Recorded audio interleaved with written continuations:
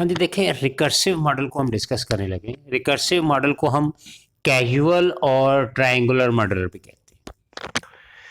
अच्छा, इसकी जो बेसिक प्रॉपर्टी है वो ये है कि कोवेरियंस ऑफ ये जो एरर टर्म है U1T और V1T और V2T, V1T और V2T, ये कोवेरियंस ऑफ V2T और V3T that is equal to V3T और V1T। इनके दरमियान जो कोवेरियंस है वो क्या होना चाहिए, वो ज़ीरो के इक्वल आना चाहिए, यानी कि इनके दरमियान कोई कोवेरियंस नहीं होना चाहिए, तो रिकर्सिव मॉडल होता है। अब ये बेसिकली होता क्या है, अब इसमें देखें ये जो इक्वेशन मेरे पास पहली इक्वेशन है, इसको अगर हम गौर से देखें, ये भी हमारे पास एक्सोजिनस वेरिएबल है, ये भी एक्सोजिनस वेरिएबल है, ठीक है जी। अच्छा, अब ये जो एक्सोजिनस वेरिएबल है इस एरर टर्म्स के साथ अनकोरिलेटेड होने चाहिए, यानी इनके दरमियान कोरिलेशन जीरो होना चाहिए। अगर होगा, ये होगा तो रिकर्सिव मॉडल अप्लाई हो जाएगा, और रिकर्सिव मॉडल जो होता है वो हर इक्वेशन पे अलग अलग अप्लाई होता है, ठीक है जी।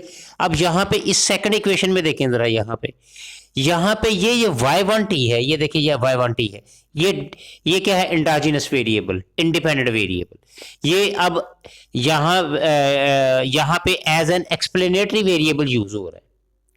यहां पे ये एक्सोजिनस है, ये भी एक्सोजिनस है।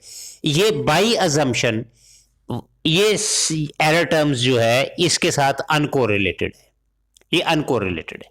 और सेम इसी तरह से इस थर्ड इक्वेशन के अंदर भी देखेंगे तो ये एंडोजिनस है, ये भी endogenous variable as an explanatory variables के तौर पर यूज हो रहे हैं, और ये भी इस एरर टर्म के साथ अनकोरिलेटेड है, तो ये मॉडल क्या कहलाएगा, ये रिकर्सिव मॉडल होगा। और रिकर्सिव मॉडल हो तो फिर हम क्या करते हैं, OLS जो होता है कैन बी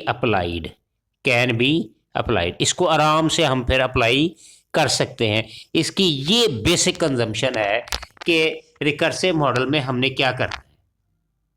अच्छा, अब इसका मतलब ये इसकी बेसिक कंडीशंस क्या होती है कि अगर ये जो y1 है, ये y1 जो है, इसमें देखें y1t जो है, चले y1t लिख लेते हैं हम, इफेक्ट्स, अगर ये इफेक्ट्स कर रहा है y2t को, तो y2t जो है डज नॉट इफेक्ट, ये इफेक्ट ना करे किसको, y1t को, ये इफेक्ट नहीं करना चाहिए, ठीक है। और इसी तरह से y1 जो है, y1 एंड y2 सेम इसी तरह से हम अगर देखें तो y1 and y2, y1t and y2t, ये दोनों जो है ये क्या है, ये इफेक्ट कर सकते हैं y3 को, ठीक है। लेकिन क्या होगा, ये होगा विदाउट इंटर्न, यानी रिवर्स में ये y2 इन्फ्लुएंस जो है वो bye y3, influenced by y3। तो ये है बेसिकली आपका रिकर्सिव मॉडल क्या चीज होता है। कोवेरियंस होना चाहिए एरर टर्म्स के दरमियान, और वो क्या होना चाहिए, वो जीरो होगा, तो आपका रिकर्सिव मॉडल मौजूद होगा। अच्छा, इसकी एक और हम एक एग्जांपल करते हैं जी। हाँ जी, ये देखें, ये क्वेश्चन हमें दिया हुआ है, ये मॉडल दिया हुआ है, ठीक है। अब हमने ये चेक करना है कि ये मॉडल रिकर्सिव है या नहीं है। अच्छा, अब यहाँ पे ये देखें, ये डिपेंडेंट वेरिएबल है, अब ये जो डिपेंडेंट वेरिएबल है इस एरर टर्म्स के साथ क्या होना चाहिए, ये अनकोरिलेटेड होना चाहिए, ये इसकी बेसिक असम्पशन है। इसी तरह से यहाँ पे इस सेकंड इक्वेशन के अंदर भी ऐसा क्या है, ये लैग फॉर्म में दिया हुआ है, और ये एक्सोजिनस वेरिएबल है, ये भी एरर टर्म के साथ क्या होना चाहिए, अनकोरिलेटेड, ठीक है। अब बाई असम्पशन, अगर हम by covariance of error terms किस का, UT का और VT जो है, ये क्या होगा, वो जीरो होगा। सो हम क्या कहेंगे, ये मॉडल जो है वो क्या होगा, वो रिकर्सिव।